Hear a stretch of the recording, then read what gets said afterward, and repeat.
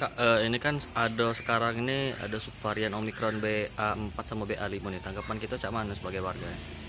Tanggapan kita kak, baru-baru ini lah mulai dengar ini ada varian baru lagi. Mungkin sebelumnya kan ada sebelumnya, mungkin ini lebih baru lagi ya. Lah tahu belum ada varian baru yang BA4 BA5 gitu.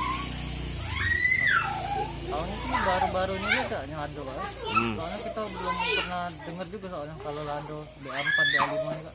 Kalau kita sendiri sudah vaksin keberapa nih sampai? Kalau kita baru vaksin 2, belum di booster. Oh, ini untuk harapan kita ke pemerintah biar apa subvarian Omikron yang baru ini tidak masuk ke Palembang lah, sak mana sih harapannya? Harapan kita kak, semoga kalau ini subvarian ini tidak nyebar kak, jadi cepat juga sudah jadi normal juga kak. Kehidupan kita jadi mungkin lebih cepat di Normal lagi. ya.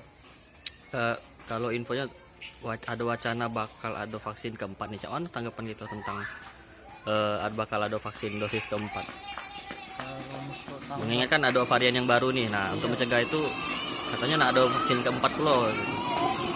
tanggapan kita kak, mungkin sudah cukup kali kak, kan kemarin lah booster sampai 3 kali, mungkin diperhitungkan lagi kalau nak di booster sampai 4 kali ya.